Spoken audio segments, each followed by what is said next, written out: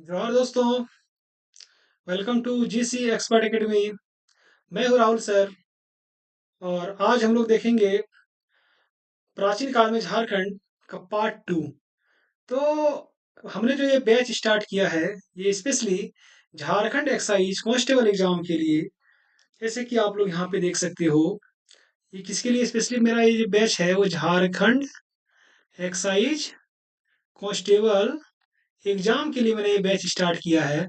ठीक है, जिसमें कि मैं स्पेशल झारखंड जीके बैच लेके आपके सामने आया हूँ। Special Jharkhand special Jharkhand GK batch. देखिए, ये लाना इसलिए पड़ा क्योंकि झारखंड जीके से रिलेटेड आपके उत्पाद सिपाही एग्जाम में 50 प्रश्न रहेंगे। कितना? 50 प्रश्न रहेंगे। मेरा उद्देश्य 50 में से सभी प्रश्नों को आप आसानी से हल कर सको। ठीक है मेरे प्यारे भाइयों, तो इसी उद्देश्य के साथ हमने ये बैच लाया है। और आप डे वन से मेरे साथ जुड़े रहिए एकदम एग्जाम तक। मैं आपको विश्वास दिलाता हूं कि आप 50 में से 50 प्रश्नों को आप आसानी से सॉल्व करके आप आइएगा एग्जाम में। चलिए आगे बढ़ते हैं, स्टार्ट करते हैं। प्राचीन काल में क्या देखेंगे हम लोग मेरे प्यारे भाइयों? प्राचीन काल में झारखंड को देखेंगे हम लोग। स्टार्ट करें। देखिए, मौर्य काल सबसे पहले बात करेंगे। हम लोगों ने इससे पहले क्या पढ़ा? हम लोगों ने देखिए, हम लोगों ने इससे पहले पढ़ा पार्ट वन में। थोड़ा सा मैं देखिए, यहाँ पे हम लोगों ने पढ़ा वैदिक काल पढ़ा मैंने। वैदिक काल के बारे में पढ़ा। उसके बाद मैंने पढ़ा जैन धर्म। फिर हम लोगों ने पढ़ा बौद्ध धर्म के बारे में। क्या पढ़ा मेरे प्यारे भाइयों? बौद्ध धर्म के बारे में मैंने पढ़ा। ठीक है। अब हम लोग देखेंगे कि जो साम्राज्य इसके बाद जो साम्राज्य स्थापित हुए जैसे कि मौर्य काल। अब इसमें हम लोग क्या पढ़ेंगे? देखिए, ये बहुत इंपॉर्टेंट है। इसमें हम लोग पढ़ेंगे मौर्य काल के बारे में। यहाँ पे देखिए मेरे प्यारे भाइयों, हम लोग पढ़ेंगे मौर्य काल के बारे में। हम लोग पढ़ेंगे गुप्त काल के बारे में। ठीक है, गुप्त काल के बारे में और भी हम लोग बहुत सारी चीज़ों को इसमें देखेंगे। तो आइए स्टार्ट करते हैं। और आप लोग हमारे चैनल को सब्सक्राइब कीजिएगा और ज़्यादा से ज़्यादा इन्हें शेयर करते जाइएगा ताकि अधिक से अधिक लोगों तक हमारा वीडियो पहुंच सके। ताकि जो हमने स्पेशल झारखंड जी के बैचेस को प्रारंभ किया है, इसका लाभ सभी झारखंड उत्पाद सिपाही के विद्यार्थियों को मिल सके। चलिए स्टार्ट करते हैं। तो पहले हम लोग चर्चा करेंगे मौर्य काल की। देखिए, मौर्यन जो एम्पायर है मेरे प्यारे भाइयों, तो ये इनका जो मैप में आपको दिख रहा है, यहाँ पे देखिए आप लोग। तो इनका जो क्षेत्र था वो यहाँ तक विस्तृत था। देखिए आप लोग, दिख रहा है ना? इनका क्षेत्र यहाँ तक विस्तृत था, बहुत लंबा चौड़ा। क्योंकि सम्राट अशोक जब इसके राजा बने, मतलब सम्राट बने, तो इसने अपना जो विस्तार श्रीलंका तक भी फैला के रखा था। यहाँ पे भी मैं आपको बताऊंगा कि बौद्ध धर्म के परिचय जो इसने धम्म का प्रतिपादन किया था, तो उसके प्रचार प्रसार के लिए इसने श्रीलंका में भी अपना दूत भेजा था। ठीक है मेरे प्यारे भाइयों, आगे बढ़े हम लोग। देखिए, मौर्य काल मौर्य काल के जो संस्थापक थे वो कौन थे? चंद्रगुप्त मौर्य थे। कौन थे? चंद्रगुप्त मौर्य। कब किया था इसकी स्थापना? 323। ठीक है, देखिए मैं थोड़ा बता देता हूँ आपको मौर्य काल के बारे में। मौर्य काल जो है, ये रहा मौर्यन काल। मौर्य काल, ठीक है मेरे प्यारे भाइयों। तो मौर्य काल की स्थापना की थी चंद्रगुप्त मौर्य ने। चंद्रगुप्त मौर्य ने की थी। कब की थी? 323 ईसा पूर्व में किया था। तो ये जो चंद्रगुप्त मौर्य है मेरे प्यारे भाइयों, ये इसकी 298 ईस्वी में इसकी मृत्यु हो जाती है। कब? 298 ईसा पूर्व में इसकी मृत्यु हो जाती है। तो इसके बाद कौन बने? बिंदुसार बने। अब बिंदुसार के बाद आपका आएगा सम्राट अशोक, जो कि एक, ठीक है, महान सम्राट के रूप में इन्हें जाना जाता है। स्टार्ट करते हैं हम लोग। देखिए, जब मौर्य काल में जब ये जो मौर्य साम्राज्य था, तो इसकी राजधानी कहाँ थी? इसकी राजधानी पाटलिपुत्र राजधानी थी। देखिए, इसकी दो दो राजधानियां हुई। ठीक है, पहला क्या था? राजगीर था। दूसरी राजधानी क्या थी इसकी? पाटलिपुत्र थी। चलिए आगे बात करते हैं। चंद्रगुप्त मौर्य। देखिए, चंद्रगुप्त मौर्य के बारे में जो उल्लेख किया गया है, कहाँ कहाँ पे इसके बारे में चंद्रगुप्त मौर्य के बारे में उल्लेख किया गया है, तो रुद्रदामन। रुद्रदामन, ये जो रुद्रदामन है, उसका जो जूनागढ़ अभिलेख है मेरे प्यारे भाइयों, कहाँ का? जूनागढ़ अभिलेख। ठीक है, तथा कौटिल्य द्वारा रचित अर्थशास्त्र में इसकी जानकारी मिलती है। देखिए, यहाँ पे दो चीज बताया गया है। एक की चर्चा की गई है, यहाँ पे देखिएगा। एक राजा हुए, नाम क्या था? रुद्रदामन। क्या नाम था उसका? रुद्रदामन। ठीक है, इसने इसका एक अभिलेख था, जूनागढ़ अभिलेख।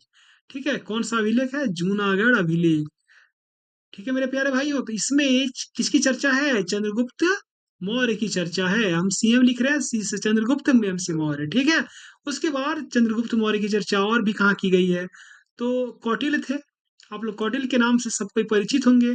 कौटिल्य ने अपनी एक पुस्तक लिखी, क्या नाम था उसका? अर्थ शास्त्र नामक पुस्तक लिखी। तो इस बुक में भी चंद्रगुप्त मौर्य के बारे में चर्चा की गई है। आइए जानते हैं थोड़ी सी आगे।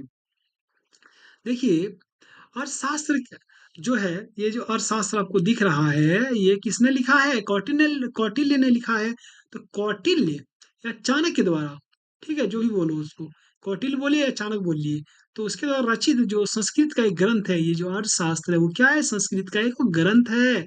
ठीक है, आइए बात करेंगे कौटिल्य का अर्थशास्त्र के बारे में, कि जो ये अर्थशास्त्र है, जो ये संस्कृत का ग्रंथ है, तो इसमें झारखंड के बारे में क्या क्या उल्लेख मिलता है, आइए जानते हैं। झारखंड, क्योंकि जो मौर्य साम्राज्य था मेरे प्यारे भाइयों, वो झारखंड का भी एक हिस्सा था। जैसे कि मैंने आपको यहाँ के, आपने यहाँ जो मानचित्र देखा, जो मैप देखा, ये मगध साम्राज्य का जो पूरा हिस्सा है, ये मौर्य साम्राज्य का। तो ये देखिए, तो यहीं पे ना झारखंड है मेरे प्यारे भाइयों, यहाँ पे झारखंड है। तो जो उसने कौटिल्य ने जो अर्थशास्त्र लिखा है, तो झारखंड के बारे में उल्लेख होना एकदम लाजमी है। तो उन्हीं चीजों को हम लोग देखते हैं यहाँ पे वन टू वन करके। आइए स्टार्ट करते हैं। देखिए, कौटिल्य का अर्थशास्त्र जो है, उसमें झारखंड को मेरे प्यारे भाइयों, झारखंड को, ठीक है, ये जो झारखंड है अपना, झारखंड है ना, तो इसमें ये जो झारखंड है, इसको क्या कहा गया है? कुक्कुट या कुक्कुट देश कहा गया है। क्या कहा गया है? कुक्कुट, या यहाँ पे देखिए, कुक्कुट या कुक्कुट देश कहा गया है। ठीक है, आइए आगे बढ़ते हैं। देखिए, शासन प्रणाली की बात करते हैं। तो जो मौर्य साम्राज्य जो था, उसकी शासन प्रणाली कैसे थी? तो गणतंत्रात्मक थी। देखिए, शासन प्रणाली जो होती है, राजतंत्रात्मक होती है और गणतंत्र तंत्रात्मक होती है। ठीक है, आइए आगे बढ़ते हैं। कौटिल्य के अर्थशास्त्र के अनुसार इसके दक्षिण भाग में, ठीक है, विभिन्न प्रकार की धातुएं जैसे सोना, तांबा, जस्ता, लोहा आदि पाई जाती है। देखिए, कौटिल्य की अगर अर्थशास्त्र की हम लोग बात कर लेते हैं मेरे प्यारे भाइयों, तो इसके दक्षिण भाग में, किसके दक्षिण भाग में? देखिए, यहाँ पे आप लोग थोड़ा सा गौर कीजिएगा। जैसे कि मान ले, यहाँ पे हम बना रहे हैं, ये पूरा हिस्सा जो है, पूरा साम्राज्य हो गया आपका मौर्य साम्राज्य का हिस्सा। ठीक है, यहाँ पे आपका थोड़ा सा श्रीलंका दे दिए हम। तो देखिए, दक्षिण भाग मतलब ये वाला हिस्सा, ये वाला हिस्सा मतलब क्या है? झारखंड। तो झारखंड, ये इस वाले हिस्से में क्या क्या पाया जाता था? आपका सोना पाया जाता था, ठीक है, तांबा पाया जाता था, लोहा पाया जाता था। तो इस तरह से बहुत सारी धातुएं यहाँ पे पाई जाती थी। तो इसी का उल्लेख किया गया है कौटिल्य के अर्थशास्त्र में, यहाँ पे देखिए। ठीक है, आगे बढ़े हम लोग। देखिए, कुक्कुट, सॉरी, अर्थशास्त्र के अनुसार, यानी किसके अर्थशास्त्र? कौटिल्य के अर्थशास्त्र है, उसके अनुसार कुक्कुट देश, कुक्कुट देश मतलब क्या? झारखंड। उसमें इंद्रावक नदी प्रवाहित होती थी। इंद्रावक नदी जो थी, वो प्रवाहित होती थी। तो आप लोग कमेंट करके बताइएगा, ये जो इंद्रावक नदी है, वो वर्तमान में किस नदी के नाम से इन्हें जाना जाता है? ठीक है, आप लोग कमेंट कीजिएगा इसको। फिर मैं अगले वीडियो में आपको बताऊंगा इंद्रावक नदी के बारे में विस्तृत रूप से। आइए आगे बढ़ते हैं। देखिए, मौर्य काल की हम लोग बात करेंगे। किसकी बात करेंगे? अब मौर्य काल की बात हम लोग कर ही रहे हैं। तो इसका जो रूट था, व्यापारिक जो मार्ग था, देखिए, ये तो पूरा जो हिस्सा दिख रहा है ना आपको, ये मौर्य काल है। ठीक है, तो मौर्य मौर्य साम्राज्य के अंतर्गत आता है। तो यहाँ पे देखिए आपका, ये जो आपको दिख रहा है, तो ये जो व्यापारिक रूट है आपका, देखिए, ये जो रूट है आपका, ये पाटलिपुत्र दिख रहा है मेरे प्यारे भाइयों, ये पाटलिपुत्र हो गया। ठीक है, तो यहाँ से इसी रूट से व्यापार होता था। तो देखिए, रोड में तो झारखंड पड़ना ही पड़ना है, क्योंकि बिहार के नीचे झारखंड है। ठीक है, तो ये था इसका व्यापारिक मार्ग। आइए आगे देखते हैं हम लोग। चलिए, अशोक के बारे में बात करेंगे। तो अशोक जो थे, एक महान शासक साबित हुए, और रियल में महान शासक थे भी। देखिए, मौर्य शासक अशोक अपने 13वें शिलालेख में इस क्षेत्र को आठवीं या आटव के नाम से संबोधित किया है। देखिए, अशोक का जो 13वां शिलालेख है, उसमें झारखंड क्षेत्र की जो चर्चा की गई है, तो किस नाम से झारखंड क्षेत्र का उल्लेख किया गया है? तो देखिए मेरे प्यारे भाइयों, क्या कहा गया है? आठवीं कहा गया है, या फिर आठवीं, या फिर आटव कहा गया है। आगे बढ़े। देखिए, झारखंड, ये रहा आपका, यहाँ से देखिए आप लोग, झारखंड अशोक को देखिए अशोक का झारखंड की जनजातियों पर कैसा नियंत्रण था? अप्रत्यक्ष नियंत्रण था। कैसा?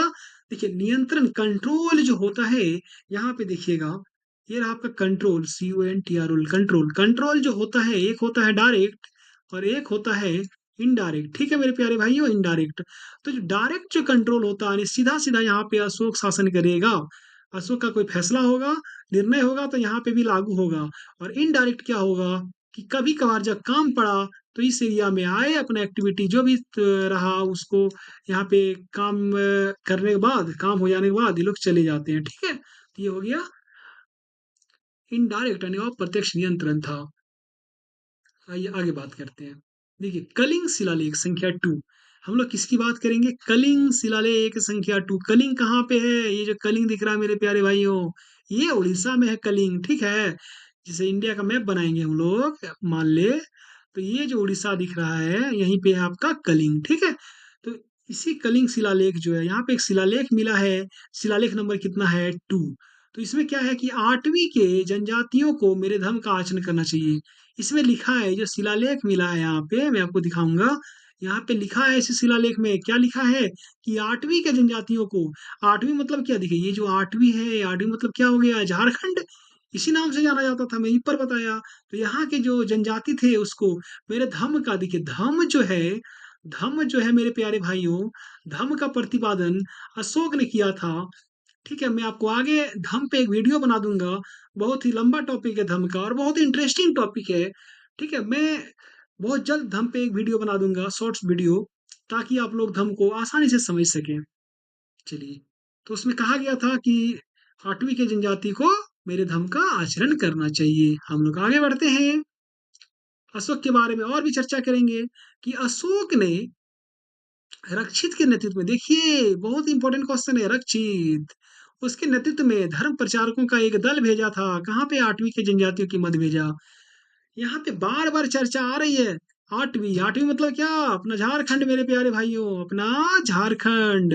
ठीक है, क्योंकि मौर्य काल में जो अशोक शिलालेख है अशोक के, वहां पे झारखंड को 8वीं के नाम से जाना जाता था। तो इस क्षेत्र में जो धर्म प्रचारक भेजा था, तो किसके नेतृत्व में भेजा था? रक्षित के नेतृत्व में। ये क्वेश्चन बहुत बार आता है, रक्षित के नेतृत्व में भेजा गया था। आइए आगे बात करते हैं हम लोग। देखिए अशोक के शिलालेख के अनुसार, अशोक का जो शिलालेख है उसके अनुसार एक पहाड़ी की चर्चा की गई है, चंदन साहिद साहिद पहाड़ी। क्या नाम है? चंदन साहिद पहाड़ी। ये कहाँ पे है? ये पहाड़ी रांची में है। ठीक है, जब आप लोग झारखंड आइएगा, ठीक है, तो रांची, ये रहा रांची आपका, यहीं पे एक पहाड़ी है, नाम क्या है? चंदन साहिद पहाड़ी मेरे प्यारे भाइयों, चंदन साहिद पहाड़ी। ठीक है, चलिए आगे बढ़े हम लोग। चलिए मौर्य काल खत्म होता है, बात करेंगे मौर्योत्तर काल। देखिए मौर्योत्तर का मतलब क्या है, मैं आपको बता देना चाहता हूँ। मौर्योत्तर, मौर्योत्तर काल का मतलब क्या होता है? देखिए बहुत सारे लोग इसी से परेशान होंगे, ये मौर्योत्तर क्या है भाई?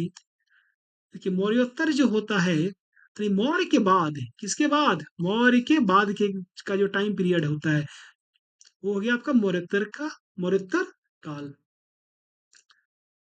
यानी मौर्य का शासन समाप्त हुआ, हो गया, उसके बाद जिनका शासन स्टार्ट हुआ। चलिए आगे बात करते हैं कि मौर्योत्तर काल में, ठीक है, राज्यों का जो व्यापारिक और राजनीतिक संपर्क झारखंड से था। यानी मौर्य काल जब समाप्त हो गया उसके बाद जो भी राज्य हुए, जिसकी स्थापना हुई, जिसका शासन स्थापित हुआ उस इलाके में, तो इसका जो व्यापारिक, देखिए यहाँ पे व्यापारिक और राजनीतिक दोनों संपर्क जो था, वो इस क्षेत्र से यानी झारखंड के क्षेत्र से था। आगे बात करते हैं हम लोग। तो देखिए व्यापारिक जो संपर्क था, तो हम लोग कैसे बोल सकते हैं व्यापारिक संपर्क था? क्योंकि यहाँ से सिक्के मिले हैं, जैसे कि आप लोग देखिएगा यहाँ से रांची और सिंहभूम में, रांची और सिंहभूम में मेरे प्यारे भाइयों, यहाँ पे देखिए आप लोग, ठीक है, जैसे भी थोड़ा सा, मतलब, ठीक है, देखिए ये रहा आपका सिंहभूम, ये रहा आपका सिंहभूम, और ये रहा आपका रांची। तो रांची और सिंहभूम, ये दोनों जगह पे मेरे प्यारे भाइयों क्या मिले हैं? यहाँ पे कुषाण कालीन सिक्के मिले हैं। ठीक है, कुषाण के राजा, महाराजा कौन साबित हुए? कनिष्क थे। कौन थे? कनिष्क। ठीक है, चलिए आगे बात करते हैं हम लोग। बात करेंगे सिंहभूम में, तो देखिए सिंहभूम में और भी सिक्के प्राप्त हुए हैं, रोमन साम्राज्य के सिक्के प्राप्त हुए। जो सिंहभूम दिख रहा है ना आपको, यहाँ पे रोमन साम्राज्य के भी सिक्के प्राप्त हुए हैं। किसके सिक्के? रोमन साम्राज्य के भी सिक्के प्राप्त हुए हैं। बात करते हैं चाईबासा में, तो देखिए यहीं पे आपका हो गया चाईबासा। ठीक है, यहाँ पे क्या हो गया आपका? चाईबासा हो गया। तो चाईबासा में आपका क्या मिला है? यहाँ पे इंडो सिथियन सिक्के मिले हैं। इंडो सिथियन सिक्के मिले हैं। कहाँ पे मिले हैं? चाईबासा में। चलिए आगे बढ़ते हैं। इससे क्या हमको जानकारी प्राप्त होता है? इससे में क्या ज्ञात होता है कि यहाँ के जो मोरोत्तर काल के बाद जितने भी राज्य स्थापित हुए, तो यहाँ जो व्यापारिक संपर्क स्थापित हुआ था, क्योंकि यहाँ पे सिक्के के प्रमाण मिले हैं। चलिए आगे बढ़ते हैं हम लोग। बात करेंगे गुप्त काल की, गुप्ता पीरियड। ठीक है, देखिए गुप्त काल की बात करेंगे। मौर्य काल खत्म होता है, मोरोत्तर काल भी मेरा समाप्त हो गया। अब हम लोग बात करेंगे गुप्त काल की। देखिए गुप्त काल, ठीक है, तो झारखंड में जो मुंडा हो गया, पाहन हो गया, महतो हो गया, भंडारी प्रथा, ये चारों प्रथा है मेरे प्यारे भाइयों, वो गुप्त काल की ही देन माना जाता है। देखिए मैं आपको थोड़ा बता देना चाहता हूँ, ये मुंडा जो है, ठीक है, मेरी जेपीएससी प्रीलिम्स की जो बैच है ए टू जेड, किस नाम से मैंने बैच स्टार्ट किया है? ए टू जेड झारखंड जी के बैच के नाम से हमने एक बैच स्टार्ट किया है। आप लोग हमारी प्लेलिस्ट में जाइएगा, वहाँ पे आपको ये बैच मिल जाएगा। वहाँ पे मैंने पढ़ाया है पूरे डिटेल से मुंडा शासन व्यवस्था। क्या पढ़ाया है मेरे प्यारे भाइयों? मैंने क्या पढ़ाया है? मुंडा शासन व्यवस्था को मैंने वहाँ पे पढ़ाया है।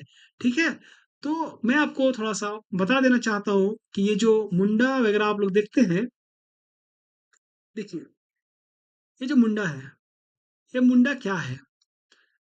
ये मुंडा होता है ग्राम प्रधान होता है। ग्राम पंचायत का जो हेड होता है, या फिर बोल सकते हैं ग्राम का जो प्रधान होता है, वो होता है मुंडा। ठीक है, और उसके बाद किसका किसका उल्लेख है?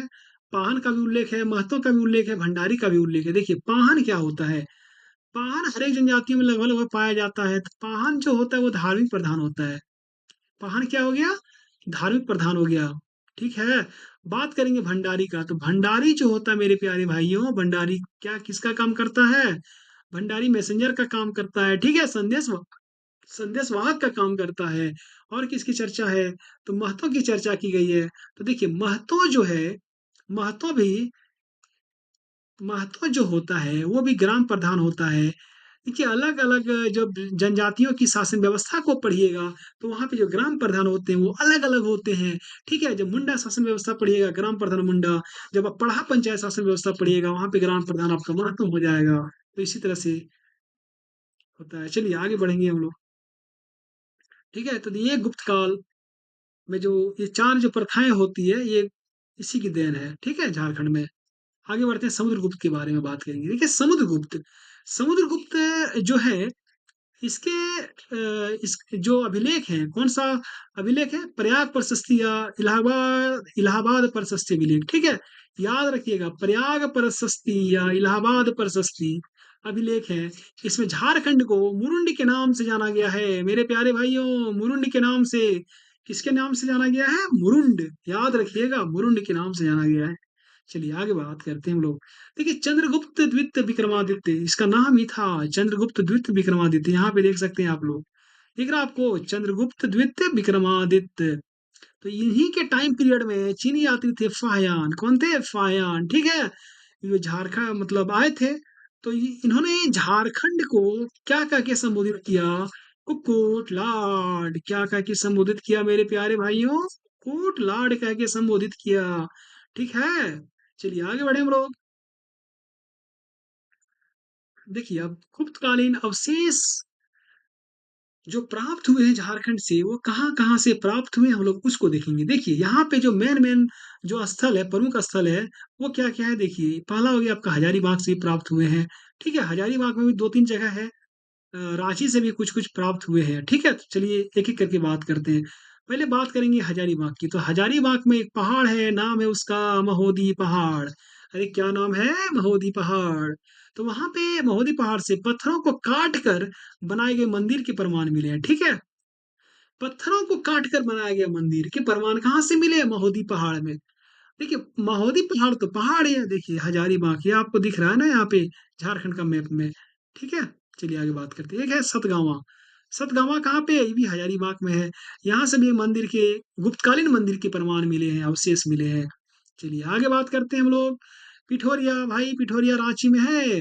ठीक है, पिठोरिया कहाँ पे है? रांची में है। रांची पे जो पिठोरिया, वहां पे क्या मिला है? पहाड़ी पर कुआं मिला। देखिए ये जो है, ये जगह यहीं पे पिठोरिया है। और यहाँ पे क्या मिला है? पहाड़ी पर कुआं मिला है। ठीक है, चलिए आगे बात करते हैं। देखिए जैसे हमने मौर्य काल पढ़ा, फिर मौर्योत्तर काल पढ़ा, फिर हमने गुप्त काल अभी समाप्त हुआ मेरा। अब हम लोग क्या पढ़ेंगे? गुप्तोत्तर काल पढ़ेंगे। देखिए गुप्तोत्तर काल यानी पोस्ट गुप्ता पीरियड क्या होता है, आइए जानते हैं। देखिए गुप्तोत्तर काल की जब बात करेंगे, सबसे पहले बात करेंगे हम लोग शशांक की। देखिए ये जो शशांक है, ये जो शशांक है, शशांक जो है ये गौड़ शासक था। किसका शासक था मेरे प्यारे भाइयों? गौड़ शासक था, ठीक है, गौड़ साम्राज्य का। किसका शासक था? गौड़ साम्राज्य का, ठीक है। तो आगे देखते हैं इसकी जो साम्राज्य विस्तार था, कहाँ से कहाँ तक था? मिदनापुर। मिदनापुर कहाँ है? वेस्ट बंगाल में है।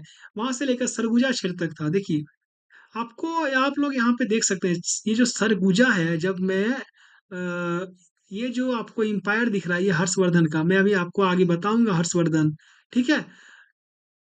तो जब हम लोग देखते हैं शशांक का टाइम पीरियड, तो वेस्ट बंगाल, देखिए इंडिया का जब मैप यहाँ पे हो गया, तो ये हो गया वेस्ट बंगाल।